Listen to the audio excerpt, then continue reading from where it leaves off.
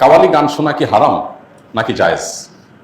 দেখুন, কাওয়ালি গান এর কথামালা যদি খারাপ না হয়, অর্থাৎ সেটার যে কথাগুলো আছে সেখানে যদি এমন কিছু না থাকে যেটাতে শিরক আছে বা হারাম কিছু আছে, তাহলে সেটা খালি গলায় গাইলে সেটা জায়েজ আছে, শোনাও জায়েজ আছে, গাওয়াও জায়েজ আছে।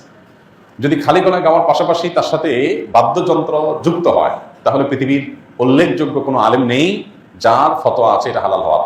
অর্থাৎ সবাই প্রায় একমত যে বাদ্যযন্ত্র যখন যুক্ত হবে তখন গানের কথামালা ভালো থাকলেও সেটা কি হয়ে যাবে?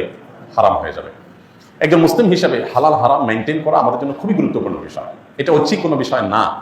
মনে রাখবেন, শরীয়ত যে বিষয়গুলো হারাম করেছে কিন্তু আমাদের বুঝে আসে না কেন হারাম করেছে, আপনি নিশ্চিত থাকবেন যে অকাট্যভাবে শরীয়তের কোরআন হাদিসের আলোকে যেটি হারাম হওয়া প্রমাণিত হয়েছে সেই বিষয়ে অবশ্যই শরীয়তের কোনো হিকমা বা রহস্য আছে। অর্থাৎ আল্লাহ সুবহানাহু ওয়া তাআলা নিষেধ করেছেন আর কোনো কারণ নাই, লজিক নাই, এটা হতে পারে না।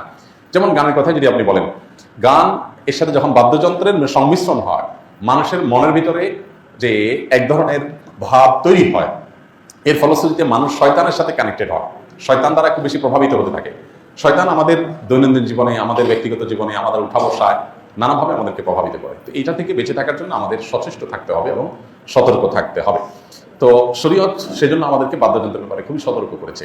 সূরা লুকমানের 6 নম্বর আয়াত সম্ভবত, সেখানে 6 নম্বর 3 নম্বর আয়াতে আল্লাহ রাব্বুল আলামিন লাহওয়াল হাদিস কেনার ব্যাপারে যে ভর্ৎসনা করেছেন, সেখানে মূলত লাহওয়াল হাদিস বলতে এই জাতীয় গান যেগুলোতে বাদ্যযন্ত্রের ব্যবহার আছে এবং অশ্লীলতা, শিরকপূর্ণ কথা আছে, সেগুলোর কথা মিন করা হয়েছে। এই আয়াতের ব্যাখ্যা করলে আপনি বিশ্ববিখ্যাত মুফাসসিরগণ, সাহাবায়ে কেরাম এবং নবী সাল্লাল্লাহু আলাইহি সাল্লামের স্নেহধন্য ব্যক্তিবর্গের যে তাফসীর রয়েছে, বড় বড় বিশ্ববিখ্যাত যে তাফসীর রয়েছে, সবগুলো দেখলেই আপনি দেখতে পাবেন যে এখানে গান এবং বাদ্যযন্ত্রকে বোঝানো হয়েছে। অতএব খালি গলায় কাওয়ালি গাইলেন, সেটার কথামালার ভিতরে কোনো শিরক, আপত্তিকর, শরিয়া বিরোধী কথা থাকলো না, সেটা জায়েজ আছে।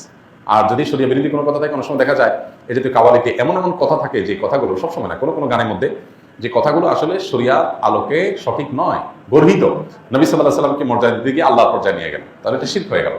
তো এইরকম যদি কিছু থাকে তাহলে সেটা খালি গলায় গাওয়া জায়েজ নাই। আর দ্বিতীয়ত হলো যে বাদ্যযন্ত্রের ব্যবহার থাকতে পারবে না, এই দুই শর্তে সেটা জায়েজ আছে। কাওয়ালি হইলে সেটাকে আমরা অনেক ইসলামিক মনে করে গলদকরণ করি এবং সেটাকে ইসলামিক মনে করি, এটা ইসলামিক না। পরিষ্কারভাবে আমাদের ধারণা থাকতে হবে। আসুন্নাহ ফাউন্ডেশন, উম্মার স্বার্থে সুন্নাহর সাথে।